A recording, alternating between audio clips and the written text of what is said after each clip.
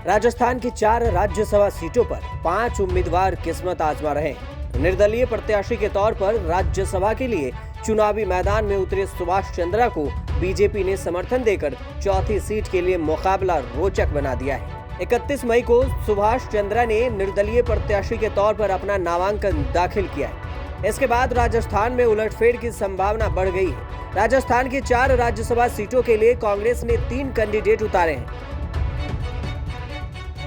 तो बीजेपी ने 1 प्रत्याशी उतारा है। विधायकों के मौजूदा आंकड़ों के लिहाज से 1 सीट बीजेपी और 3 सीट कांग्रेस के लिए कंफर्म है। लेकिन सुभाष चंद्रा के निर्दलीय उतरने से अब 4 सीटों के लिए 5 कैंडिडेट मैदान में हो गए हैं, जिसके चलते चौथी सीट पर मामला उलझ गया है और अब शह मात का खेल होने के चांस है। राज्यसभा के लिए कांग्रेस की ओर से रणदीप सिंह सुरजेवाला, मुकुल वासनिक और प्रमोद तिवारी ने नामांकन पत्र दाखिल किया है, जबकि बीजेपी की तरफ से घनश्याम तिवारी कैंडिडेट है। इसके अलावा बीजेपी ने चौथी सीट के लिए निर्दलीय उतरे सुभाष चंद्रा को अपना समर्थन दे दिया है, जिसके चलते कांग्रेस के तीसरे कैंडिडेट की राह मुश्किलों भरी हो गई है। इसके लिए अब कांग्रेस प्रत्याशी को सुभाष चंद्रा से 2-2 हाथ करने होंगे, जिनके सिर पर बीजेपी का हाथ है। राज्यसभा विधानसभा में कुल 200 विधायक हैं। ऐसे में एक राज्यसभा सीट जीतने के लिए 41 वोट चाहिए। बीजेपी के पास फिलहाल 71 विधायक हैं, जबकि कांग्रेस के पास 109 विधायक हैं। इस तरह बीजेपी के घनश्याम तिवारी की 41 वोट के साथ जीत तय है और इसके बाद 30 वोट अतिरिक्त बचते हैं। इस तरह बीजेपी के समर्थन के बाद सुभाष चंद्रा को जीत के लिए सिर्फ 11 वोट और चाहिए होंगे।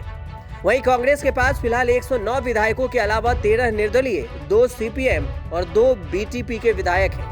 वहीं 3 विधायक राष्ट्रीय लोकतांत्रिक पार्टी के हैं। बीजेपी के समर्थन के साथ निर्दलीय चुनाव में उतरे सुभाष चंद्रा का गणित है कि बीजेपी के 30 अतिरिक्त वोटों के अलावा 3 आरएलपी, 2 बीटीपी और 6 निर्दलीय विधायक उनके साथ आ जाएंगे। निर्दलीय चुनाव मैदान में उतरे सुभाष चंद्रा ने कहा कि हमने पहले से विधायकों का इंतजाम कर लिया है, इसलिए आए हैं और हमारी जीत तय है।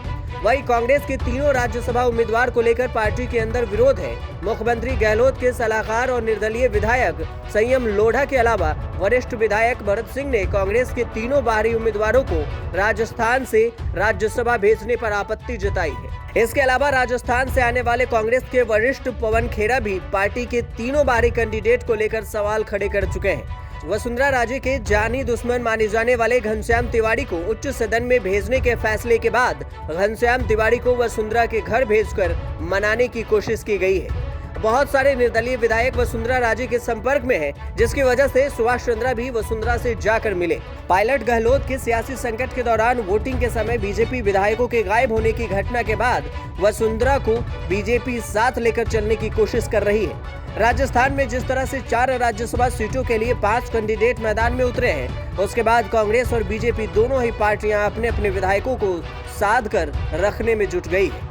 कांग्रेस ने जिस तरह तीनों बाहरी उम्मीदवार उतारे हैं, उससे राज्य के कुछ कांग्रेस विधायकों को असंतोष है। कांग्रेस के लिए अपने तीसरी उम्मीदवार को राज्यसभा के तौर पर जिताना बड़ी चुनौती मानी जा रही है, तो बीजेपी ने अब सुभाष चंद्रा को समर्थन देकर अपनी साख का सवाल बना लिया है। कांग्रेस के सभी विधायकों और गहलोत सरकार को समर्थन देने वाले सभी विधायकों को जयपुर पहुंचने के लिए कहा गया है। वहीं बीजेपी भी अपने विधायकों को जोड़ने में जुटी है। राज्यसभा चुनाव के 2023 के विधानसभा चुनाव के लिए लिटमस टेस्ट के तौर पर माना जा रहा है, जिसके चलते कांग्रेस और बीजेपी के बीच शत मात का खेल होगा। ऐसे में देखना होगा कि कौन सियासी बाजी मारता है। आपको बता दें कि सुभाष चंद्रा साल 2016 में इसी तरह हरियाणा के राज्यसभा चुनाव मैदान में उतरे थे और कांग्रेस की गुटबाजी का उन्हें सियासी फायदा भी मिला था। सुभाष चंद्रा निर्दलीय प्रत्याशी के तौर पर मैदान में थे और बीजेपी उन्हें समर्थन कर रही थी। वहीं कांग्रेस और इनेलो के संयुक्त प्रत्याशी के तौर पर सुप्रीम कोर्ट के वकील आर.के. आनंद मैदान में थे। विधानसभा के आंकड़े सुभाष चंद्रा के पक्ष में नहीं थे, लेकिन कांग्रेस प्रत्याशी से भूपेंद्र सिंह हुड्डा का खेमा खुश नहीं था। ऐसे में राज्यसभा चुनाव के दौरान पैन चेंज कांड हो गया।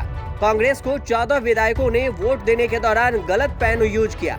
माना जाता है कि रणनीतिक रूप से किसी को वोटिंग के लिए बैगनी स्याही की जगह ब्लू स्याही वाला पैन रख दिया। ऐसे में 14 कांग्रेस विधायकों ने गलत स्याही से आर.के. आनंद को वोट किया, जिसके बाद उनके वोट रद्द हो गए। इससे कम वोट होते हुए भी सुभाष चंद्रा जीत गए और कांग्रेस उम्मीदवार हार गया। ऐसे में पैन चेंज कांड क्या राजस्थान में भी दोहरा जाएगा, या फिर कोई नया सियासी जोड़ तोड़ देखने को मिलेगा। ब्यूरो रिपोर्ट, राजस्थान तक।